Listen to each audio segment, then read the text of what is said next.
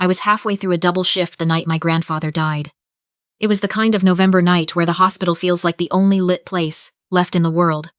Fluorescent and humming, all the ordinary markers of time dissolved into something formless. I had just finished adjusting the IV line on an elderly man in room 412 when my phone buzzed against my hip. The number was local but unfamiliar. I almost let it go. I had 40 minutes left on my shift and a medication cart that wasn't going to finish itself. I answered anyway.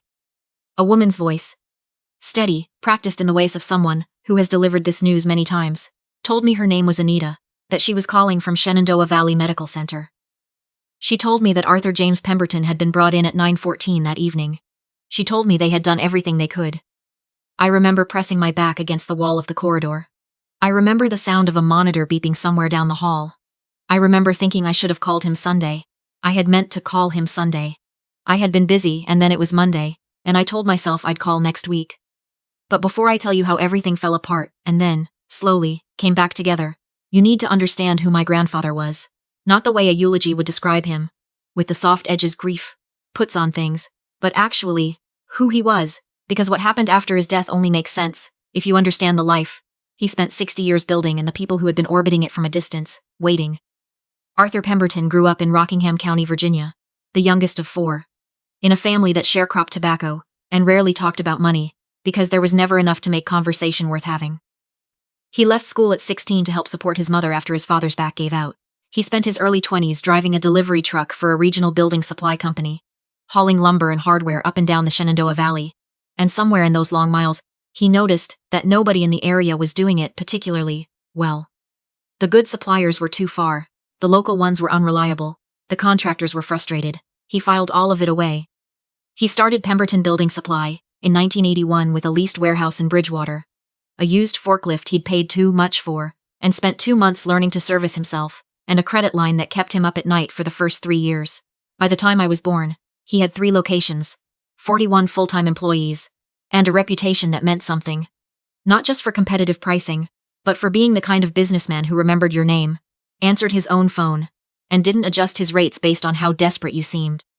He was not a man who needed people to know what he had. He drove the same truck for 11 years. He had suits he'd bought at the same store in Harrisonburg's since the Reagan administration, but he paid his employees above market before that was fashionable.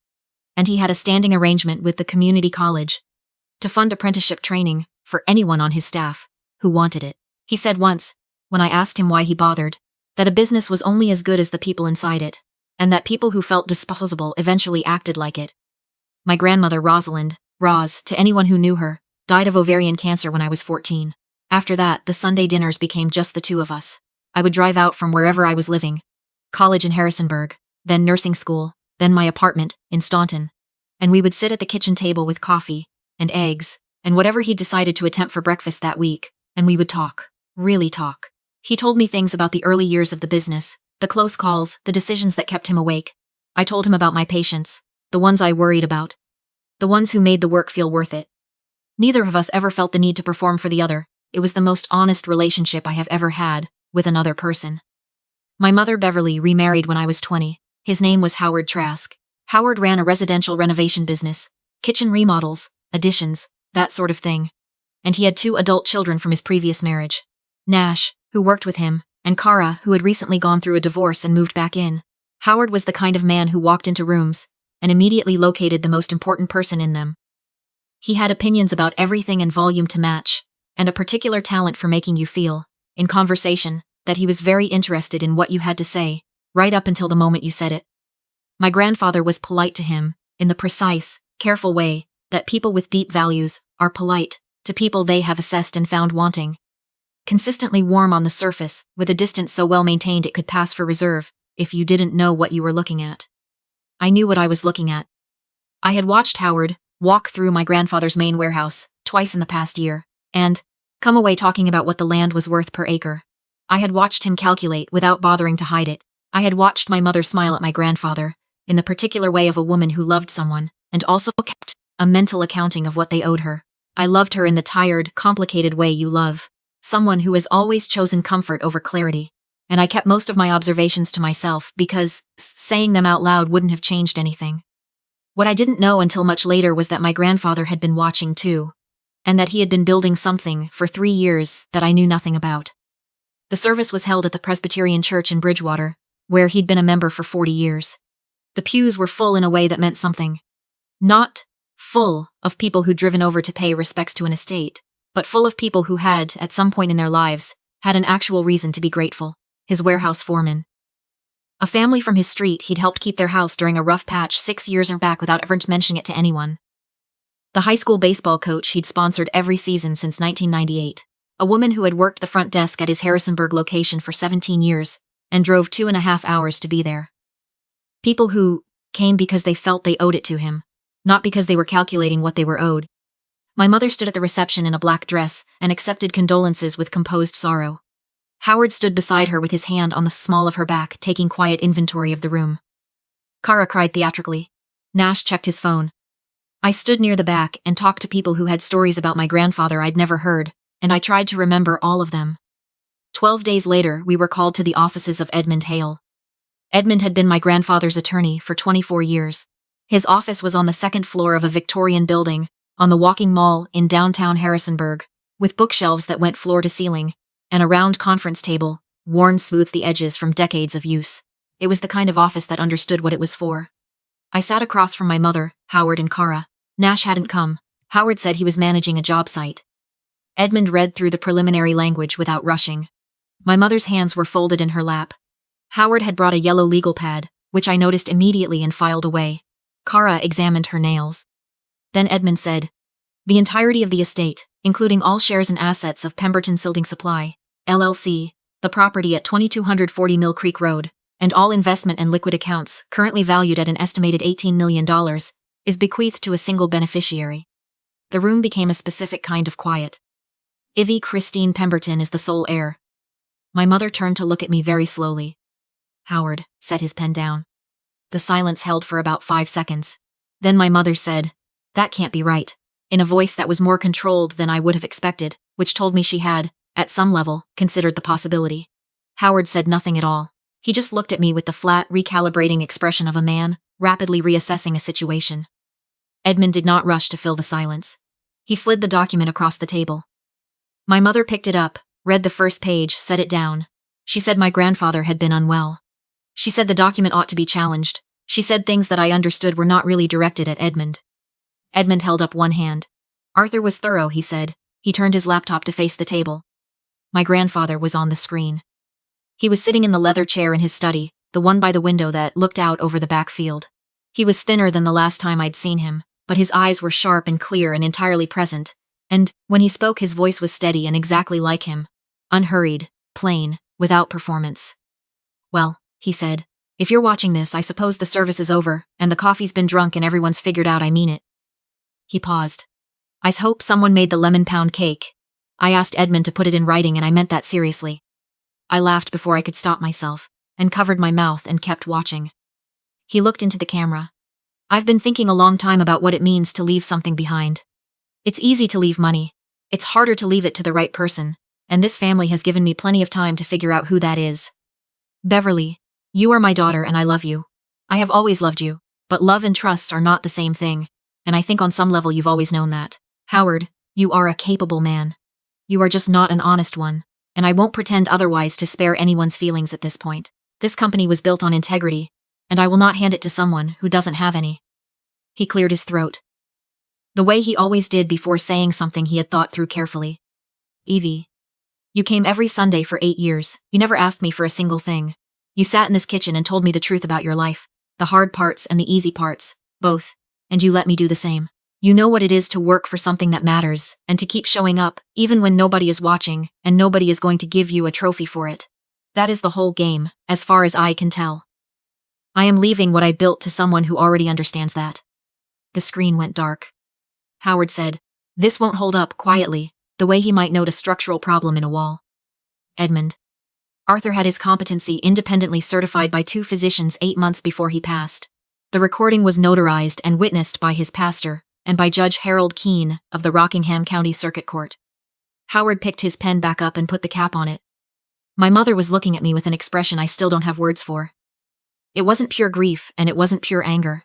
It was something older and more complicated. The face of someone who had made a long series of small choices, and was only now, in a particular moment, seeing where all of them had led. They called me to my mother's house that evening. I went because some part of me still believed there might be a version of this, where we came out the other side with something left between us. There wasn't. Howard had paperwork, an estate management agreement. 4 pages of carefully structured language that looked, on a surface reading, like a reasonable administrative arrangement. I was a nurse, not a businesswoman. It made sense to have experience management involved. This was just practical. Didn't I see how this was the responsible choice? I read it twice. Page 2, page 3. By page 4 I understood what I was holding. The agreement would have transferred operational and financial control of Pemberton Building Supply to Howard and Nash. Within 90 days of my signature, I would have retained the house on Mill Creek Road, and a fixed annual payment that sounded generous in isolation and became a fraction when measured against what the business generated each year. You don't understand what you're walking into, my mother said. Howard has relationships with the vendors. He knows the staff. He has been part of this family for 12 years, and Arthur never gave him credit for any of it, and now you're going to walk in there with no experience and… He's been running his contracting jobs with materials from the yard, I said. For at least 2 years. I'm guessing more. Howard's face did not move. That was how I knew I was right. I set the papers on the coffee table. I told them no. What followed was not brief, and it was not quiet. My mother said things that she had, I think, been carrying for a long time, and decided this was the moment to put down. Howard made promises that were really threats dressed in different language. I sat through all of it, and then I got up and I left. I drove north on 81, and then took the county road out toward Bridgewater. It was past midnight. The house on Mill Creek Road was dark when I pulled up, but it smelled like him when I unlocked the door. Wood shavings and old coffee and the dry warmth of a house that has been tended carefully for many years, by a person who understood that taking care of things was not incidental to a good life, but part of what a good life was made of. I sat at the kitchen table for a long time. Then I went to sleep in the back bedroom. Edmund was on the porch at 7:30, with 2 cups from the coffee shop in town, and a small box of pastries from the bakery my grandfather had liked. He said he'd tried my phone twice in the night, and when I hadn't answered, he'd figured I was probably exactly where I was. He sat across from me at the kitchen table and told me what my grandfather had spent 3 years building. A binder, then another, then a third. The first held documentation of every loan Howard had taken from my grandfather. Not gifts, loans. Each one with a signed agreement, none of them repaid. The total was $182,000. There was a line in my grandfather's handwriting at the bottom of the last entry, dated 14 months before he died. Howard has not mentioned this in 2 years. He considers it forgiven. I do not. The second binder was harder to read. Inventory reconciliation reports going back 20 months, cross-referenced with job site addresses registered to Trask Contracting, LLC. My grandfather had retained a private accounting firm in Staunton, quietly, separately, to trace the discrepancies: lumber, hardware, concrete forms, roofing material. The accountant's final figure was $87,000 in materials that had left the Pemberton yard and shown up on Howard's job sites, without any corresponding purchase record. Then Edmund opened his laptop. 3 days after the funeral, my mother and Howard had come to the house. They had a spare key my mother had kept for years. The security system my grandfather had installed 18 months earlier. Motion-activated, silent, cloud-backed, had recorded all of it. On the footage, my mother walked directly to the back bedroom, to the cedar chest at the foot of the bed, lifted the quilted tray liner, and removed 3 watch boxes. A 1962 Rolex Oyster that had belonged to my great-grandfather, a Hamilton military watch my grandfather had bought himself. The year the business turned its first real profit, the year he stopped lying awake over the credit line. A Patek Philippe he'd found at an estate sale in Charlottesville, which Edmund told me had been appraised at $43,000. Howard stood by the back door with his hands in his pockets the whole time. There was a handwritten note paper clipped to the front of the third binder. My grandfather's writing. I expect this will happen. I am not documenting it out of bitterness. I am documenting it because I want Ivy to have options, and I want her to know she is not imagining things. I read that line 3 times. Over the next day, they came. The people my grandfather had trusted, the ones who had been quietly standing by, waiting to be useful. Cyrus Webb had worked for Pemberton Building Supply for 22 years, and had been warehouse operations manager for the last 11.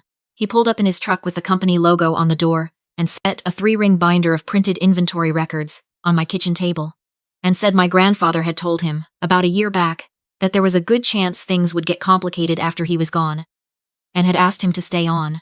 Cyrus said he'd told my grandfather he didn't need to ask. Agnes Bowman lived 4 houses down Mill Creek Road and had been my grandmother Roz's closest friend since 1979. She was 72 and arrived with a full pot of chicken and dumplings, and a separate handwritten account, dated and signed, of watching Howard load pallets of lumber from the yard on a Saturday morning last April, which she had written down immediately because she had, as she put it plainly, not liked the look of that man since the first time Roz introduced them. The estate's civil litigation attorney was a woman named Sylvia Park, retained by Edmund on my grandfather's direction. She drove down from her firm in Charlottesville that afternoon, sat at the kitchen table, read through every binder with her reading glasses on, and said 4 words. "This is very clean." She meant my grandfather's documentation. She meant he had done her job for her. And Judge Harold Keene came in a cable knit sweater and refused coffee twice before accepting it on the 3rd offer. He said he was not there in any official capacity, just as a neighbor, just as a friend of 50 years, and that if anyone wanted to test that distinction, they were welcome to. Howard and my mother arrived the next morning. I knew they would. Howard was not a man who walked away from a position without exhausting every angle. They did not find what they had expected. They found Cyrus, who Howard had likely assumed would fall into line, meeting his eyes without expression. They found Agnes, who my mother looked away from immediately. They found Sylvia Park with a legal pad and a pen and a particular quality of attention that makes people nervous for good reason. They found Judge Keene in the corner chair. Howard began with inappropriate and moved through orchestrated and arrived at this is not what Arthur intended, which was, in a way, almost impressive in how wrong it was. Edmund waited him out. Then he turned the laptop around. They watched my mother lift the watch boxes from the cedar chest. The footage was clear. The timestamp was clear. My mother went completely still. Sylvia Park slid the inventory reconciliation across the table toward Howard. 47 pages. Dates, quantities, delivery addresses.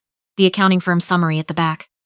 The room held the kind of quiet that settles when everyone present understands that the conversation is finished, that there is nothing left to argue about, that the only remaining question is what comes next. I looked at my mother. I had thought, in the days leading up to this moment, that I would feel anger. I didn't. What I felt was a long, settled sadness, the kind that comes not from surprise but from confirmation. She was my mother. She had not been deliberately cruel in my childhood, not in obvious ways. She had simply, consistently, chosen whatever was easier over whatever was true, and she had done it so many times and for so long that I don't think she noticed anymore when she was doing it. "He loved you," I said. "You were his daughter and he loved you until the end. He just didn't trust you with what he built. And everything in this room is the reason why." She didn't answer. She was looking at the laptop, at the frozen image of herself in the back bedroom, and I think something in her understood that there was nothing to say. Howard was already speaking quietly with Sylvia, at the far end of the table.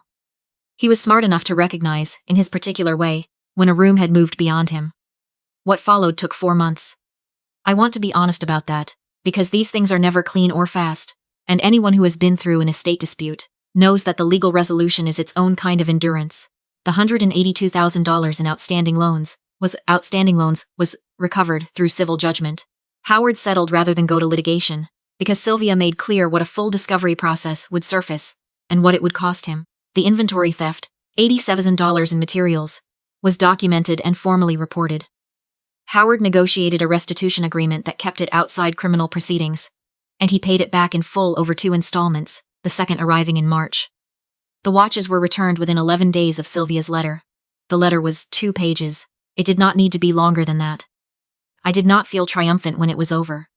I want to say that clearly, because I think sometimes people hear these stories and expect the ending to feel like a victory, and it doesn't. It feels like putting down something very heavy that you've been carrying for a long time. It feels like grief mixed with relief, mixed with a tiredness that goes deeper than sleep can reach. And underneath all of it, steadily, it feels like gratitude. For Edmund, for Cyrus, for Agnes, for Sylvia, for Judge Keene, for every one of them who showed up at that kitchen table without being asked twice. I kept working. I need you to understand that. I did not leave the hospital. I still pull 3 shifts a week. I still know every patient on my floor by name and whatever I can learn about their lives outside the building.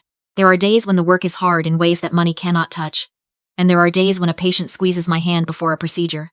And I understand again, the way you have to keep understanding things. Exactly why I'm there. The inheritance changed what I could do around the edges of that work. It did not change why the work matters. What it changed concretely. When a patient needed follow-up care they couldn't afford, I could do something about it. When a family in our waiting room needed help that fell outside what insurance would cover, I could do something about that too. These are not large gestures. They are small, specific, daily, and they compound. My grandfather had left my notes toward an idea he'd been turning over for years. A fund, local and specific, without any ambition to be impressive. Scholarships for graduating seniors in the county's rural high schools who were pursuing healthcare or skilled trades. Supplemental support for the volunteer fire departments in the valley that had been running on bake sale revenue for 15 years. A substantial contribution to the community health clinic in the next county that served patients without insurance. The place I had been sending people for years when there was nowhere else to send them. I put $6 million into the Arthur James Pemberton Community Foundation in the first year. It took me 3 months to settle on the name and about 30 seconds once I stopped second-guessing myself. I live in the house on Mill Creek Road now. The backfield is still there. My grandfather's workshop is exactly as he left it. Tools arranged by type and size along the wall the way he always kept them. I go out there sometimes and I don't touch anything. I stand in the smell of old wood and machine oil, and the specific silence of a space that a careful person used well for a long time, and I let myself miss him in the uncomplicated way that you can only miss people you never had to perform for. On Sundays the kitchen fills up. Cyrus and his wife, who makes a corn casserole that has become non-negotiable. Agnes, who has never repeated a dish in 5 months and seems to consider this a personal standard. Edmund, who started staying later than he probably intends to, and nobody has mentioned it because we all prefer it that way. A rotation of nurses from my unit at the hospital, who started showing up after I mentioned it once, casually, and now seem to think of it as theirs too, which is correct. The mechanic who keeps the company fleet running and who told me last month that he'd worked for my grandfather for 16 years, and that the man had always kept a coffee pot on and an open door, even on the hard days. I hadn't known that about the coffee pot. When I remembered it later, alone in the car, I had to sit for a few minutes before I could drive. My mother and I have spoken 3 times since everything was resolved. Once on my birthday, once when the foundation made the local paper, once in between for reasons neither of us fully articulated. The calls are short and careful. Nothing has been repaired and I am not sure what repair would look like, or whether it's something I'm trying to find. I am still learning how to hold the love and the loss of what she wasn't in the same 2 hands at the same time. What I know is this. My grandfather built something over 50 years, not only a business but a record of who he was. Every fair deal, every worker he treated like a full person, every neighbor he helped without needing credit, every time he told the truth when something easier was available, all of it became a kind of architecture. None of it came back to him directly. He never needed it to come back to him. It came back to me in a kitchen in Bridgewater, in the form of people who had decided on their own that he was worth showing up for long after he was gone, in the form of documentation he had built quietly over 3 years to protect someone he loved, in the form of a room that held me up when I thought I might have to stand alone. He left me the understanding that this is what real wealth actually is. Not what you accumulate, not what you hold, what you move, toward the people who need it, toward the work that matters, toward the community that made you, toward a future you will not be around to see. The clinic served 940 patients last year, who would otherwise have had nowhere to go. 14 kids from rural county high schools are in college, or trade programs with scholarships from the foundation. The volunteer fire station on Route 259 replaced equipment that was 17 years past its service life. My grandfather never met any of them. He built the conditions that made them possible, and then he trusted me to move the money in the right direction, and I am doing my best to deserve that. If you have ever been the quiet one in your family, the one who chose the work that didn't photograph well, who showed up without announcement, who was taken for granted by people who should have known better, I want you to hear this directly. The people who truly see you are out there. Sometimes they look nothing like what you expected. Sometimes they are the ones the rest of the world walks past without noticing. And sometimes the people who were supposed to love you show you, clearly and without ambiguity, exactly who they are. And the most honest thing you can do is believe them, grieve what you needed them to be, and go find your table. There is a seat at mine. There always will be. If this story moved you, leave a comment and tell me about someone who saw you when others looked the other way. I read every single one, and if you haven't subscribed, there is more coming.